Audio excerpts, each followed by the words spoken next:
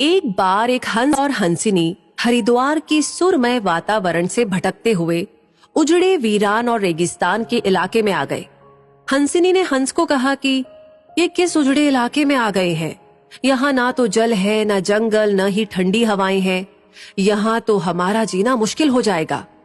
भटकते भटकते शाम हो गई तो हंस ने हंसिनी से कहा कि किसी तरह आज की रात बिता लो, सुबह हम लोग हरिद्वार लौट चलेंगे।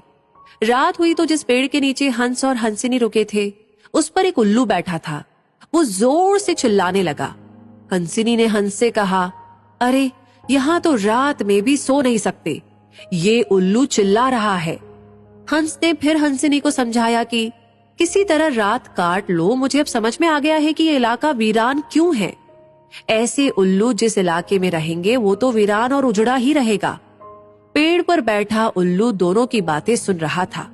सुबह हुई, उल्लू नीचे आया और उसने कहा कि हंस भाई, मेरी वजह से आपको रात में तकलीफ हुई, मुझे माफ कर दो। हंस ने कहा, कोई बात नहीं भैया, आपका धन्यवाद। ये कहकर जैसे ही हंस अपनी हंसिनी को लेकर के आगे बढ़ा, पीछे से उल्लू चिल्लाया, अरे हंस, मेरी पत्नी को लेकर कहाँ जा रहे हो? हंस चौंका। उसने कहा, आपकी पत्नी? अरे भाई, ये हंसिनी है, मेरी पत्नी है, मेरे साथ आई थी, मेरे साथ जा रही है।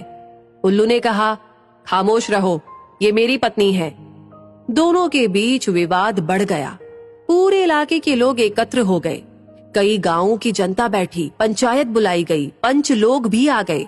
बोले, भाई किस बात का विवाद है? लोगों ने बताया कि उल्लू कह रहा है कि हंसिनी उसकी पत्नी है और हंस कह रहा है कि हंसिनी उसकी पत्नी है।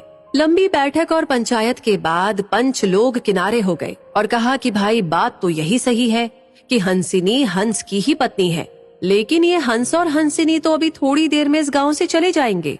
हमारे बीच में तो उल्लू को ही रहना है, इसलिए फैसला उल्लू के ही हक में सुनाना चाहिए।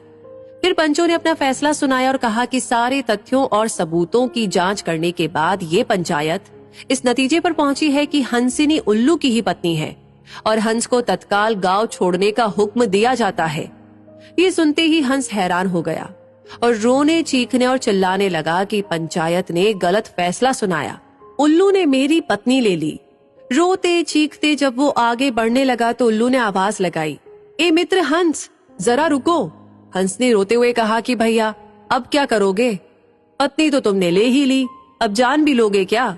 उल्लू ने कहा, नहीं मित्र, ये हंसिनी आप ही की पत्नी है और हमेशा रहेगी।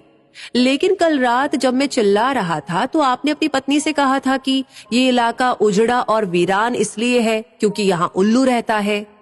मित्र, ये इलाका उजड़ा और वीरान इसलिए नहीं है कि यहाँ उल्लू रहता है। ये इलाका उजड़ा और वीरान इसलिए है क्योंकि यहाँ पर ऐसे पंच रहते हैं जो उल्लुओं के हक में फैसला सुनाते हैं।